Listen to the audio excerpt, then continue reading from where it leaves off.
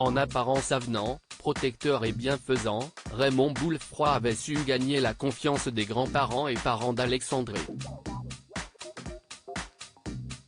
Si bien qu'en 1989, à l'âge de 7 ans, le garçon et ses parents partent en vacances dans la maison de Raymond à Labarthe-sur-Lèze, Haute-Garonne.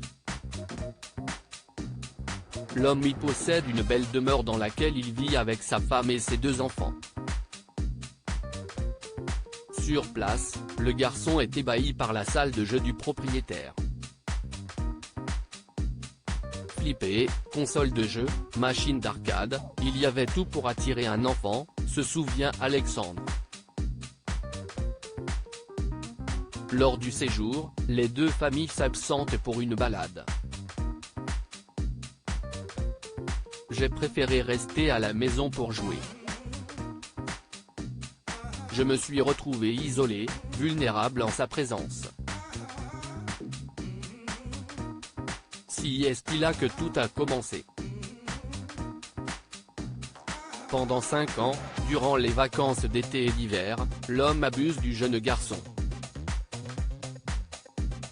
Il prétextait une certaine forme d'éducation sexuelle pour justifier ses actes. Petit à petit, il instillait de la sexualité dans nos rapports, blagues salaces, films porno, strip poker, etc. Je me sentais coupable, honteux et j'avais peur de lui.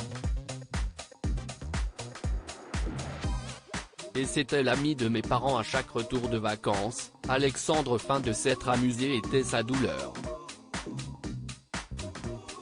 Je n'ai pas compris tout de suite que la situation n'était pas normale. Il a fallu attendre mes 13 ans pour que je comprenne. À l'époque, on commençait à parler de l'affaire du trou dans les médias, mais je n'ai jamais rien dit à personne. Je me sentais coupable, honteux et j'avais peur de lui. Et c'était l'ami de mes parents, il était considéré comme mon parrain d'adoption. L'été de ses 14 ans, Alexandre dit vouloir passer les vacances avec ses copains. Ses parents n'y voient rien d'autre qu'une envie d'adolescent et il peut ainsi prendre de la distance avec son agresseur. Jusqu'à l'âge de 17 ans, il parvient à enfouir sa souffrance. Mais, suite à une rupture sentimentale dans sa jeune vie amoureuse, son traumatisme ressurgit. Il fait une tentative de suicide avec des médicaments.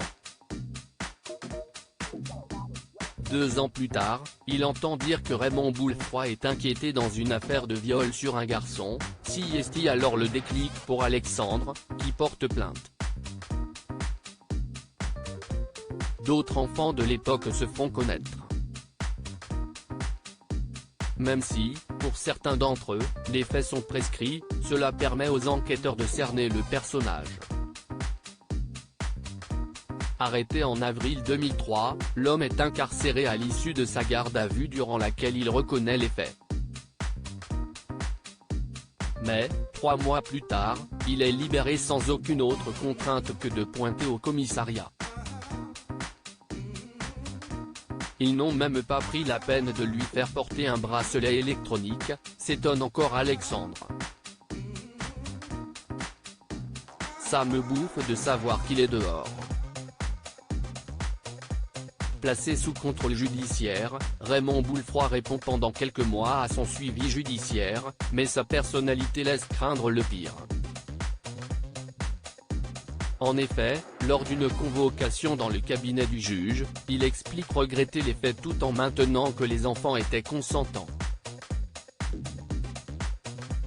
Les experts psychiatres décrivent l'homme comme un pervers très dangereux et manipulateur. Malgré tout, il reste libre et, fin 2014, la justice comprend qu'il a disparu.